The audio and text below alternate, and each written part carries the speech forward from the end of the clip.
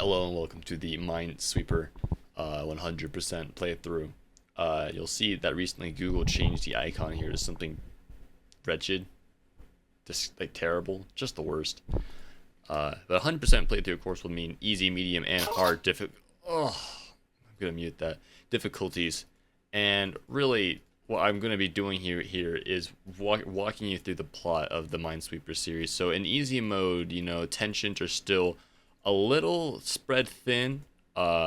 It's the beginning of a great conflict between the nations. I mean, really, nobody knows what to make of it yet. A lot of the people involved don't even know that it's happening yet, which is why you'll see so many like the empty space. Like there's a lot of that going on. But moving on to the medium difficulty, which is when the plot starts to kind of, I mean, this is what most people know about the series. The medium difficulty is really like things are getting like they're heating up a little bit. It's kind of like, I wouldn't quite call it the rising action yet, but it's like the rising action. Like it's starting to rise. Like it'll rise kind of like dough, like bread, like in the oven. Which is kind of like an illusion, like an aphorism for bakers, and the baker's dozen. And the baker's dozen, if you didn't know, is going to be 13 over 12. Well, not over 12, because that'd be a fraction. No, it's going to be 13 instead of 12, whereas like a dozen is 12, but 13 instead of 12, that's a baker's dozen. And the significance of that is that in Minesweeper, you can only have up to 8, like in these little things. Though technically you can have 9, but like the number would never show up, because if there were 9, then obviously that would include the space that it's on, so you wouldn't like be able to see it. That's an Easter egg, though. I mean, they mentioned that in the deleted scenes, but a lot of your average Minesweeper fans won't know about that. But yeah, sorry, the baker does. I almost forgot. It's a hypothetical. It's like in this world, there's only so many like types of weapons that can exist. Like they've invented up to the power 8 power level, the eighth power level they've invented up to that one, but like the 13th is like as high as like physically can possible, because they have like an alternate physics system that kind of works a little differently. Basically, atomic nuclei, they can go up to 13, which is a little different than how it works in our world. But that's what makes this like such a compelling fantasy that people love to get lost in. That's the magic of it. That's why people keep coming back to the series. But hypothetically, like it could go up to 13, a baker's dozen as they call it, and that would destroy the entire field. So like it'd be a pretty big deal. But then you go into hard mode, which is like when the secrets really like start to unlock and compound. I mean, it's just like we've come full circle. The Ouroboros is really biting its own tail off. Damn little bastard.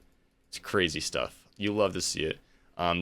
So we never actually like see the lucky number 13, like the baker's dozen, in game or like in universe. It's not on the TV show, it's not in the comics or anything.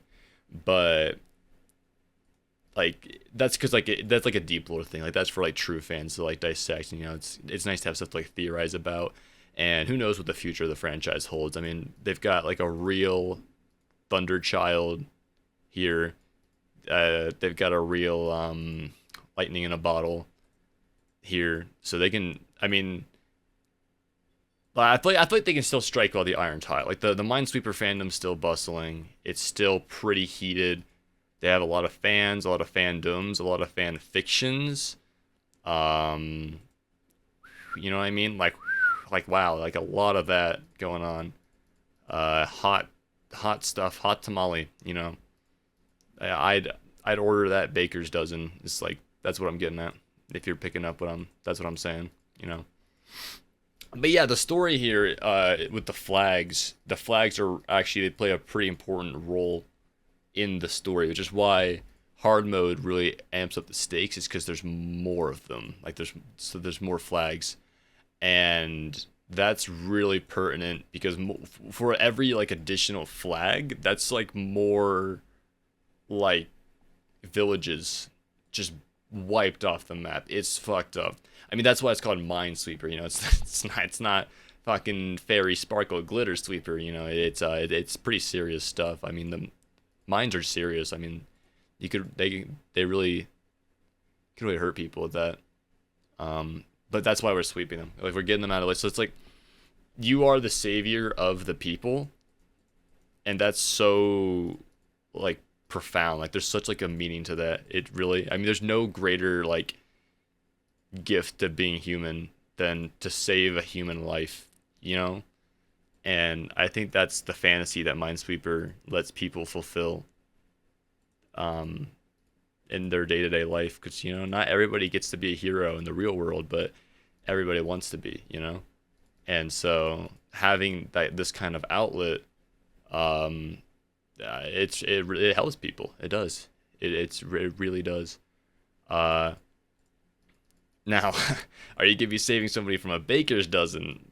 Probably not. I don't think so. But that's not, you know, it's not the point I was getting at. Uh, so for civilizations, whoa, sorry, for generations, the civilization has lived underground, which is why it all starts like covered up in green. And we're kind of like unearthing it as we go. So it's got a lot of environmental storytelling. It's got some, you really figure it out as you go on, kind of thing. Uh, like piece by piece, you uncover more people. You uncover more of their civilization, which is good. I think their civilization's good. I like it. You can really see the amount of care and attention to detail that the world builders went through because they did. I mean, this is the kind of stuff that they can't teach you at college, you know? Like you can take as many classes in it as you want, but at the end of the day, the ability to be human is something that is intrinsic to the self. And so to tell a good story, like to really tell a good story, like Minesweeper, you won't find that in the books, you know? Like you will not find that in the books anywhere. They don't teach you that at school. Uh, I don't really know how they did do it. I mean, I know research like went into it. Like for sure, it's the kind of thing. I'm talking like book open to page 36 kind of shit. Well, I mean, but it's like not like a school book. Like it's not like a book like that. Like you read it like a book. It's more like a study guide, but not for like a class because they don't teach you that at school. But it's like a book that has like information. It's like they were studying. Well, they were researching, but they didn't learn it at school. Is what I'm saying. So, you know, I mean, it's a tale of inspiration. It's really never doubt your true potential or what you're capable of because you don't know what you're capable of until you do it. Like until it's done, you didn't even know that it could happen.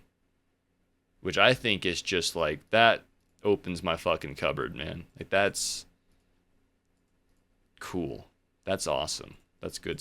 That's it, as a creator myself, it opens so many doors. Just doors opening everywhere. I mean, it's expansive.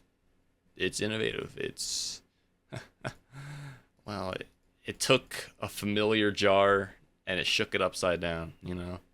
I mean, everybody knows that there's brine in a pickle jar, but not everybody knows about the pickles in the jar. Well, they might, but that's not really what I'm trying to say, you know? Like what I'm saying, like as in like what I'm getting at, like what I'm trying to like say is more like well, it's just it's really more than you would expect at first. Because when you're just starting, like when you're just diving into something for the first time, you don't like you don't know what you're getting into. You know, like it's completely you don't really know for sure what it's like. But then over time, you come to know, like you think you know, but then you realize just how little you really know, and that's called the Minesweeper effect. Actually, that's what they call it, And so you'll see that all over Oxford studies, Stanford studies, um, you know, Yale studies, Harvard studies, Oxford studies. Mm. But yeah, it's Minesweeper effect, and but it's named that because like the more you get into Minesweeper, the more you understand just how deep this pie goes. You know, just how far can you stick your thumb to that pie before you just pull a plum right out of it? You know, is that 1, 2, 3, 4, 5? Are you fucking kidding me? Okay, cool. Anyway, yeah, I mean that's one of like those things where Minesweeper will put you in a situation where you just don't even know, man. Like it grabs you in the balls, puts them in a vice, and squeezes. Like it squeezes, dude. And you're along for the ride or you're not. You know, like you're either there or you're not there. Like yeah. So I mean, it's not for everybody. It's some people like their content a little fluffier, a little less dense, a little less esoteric, maybe. Um, but I mean, there's a pair of mittens for everyone. You know, I think there's something to be taken from that, for sure. For sure. Yeah.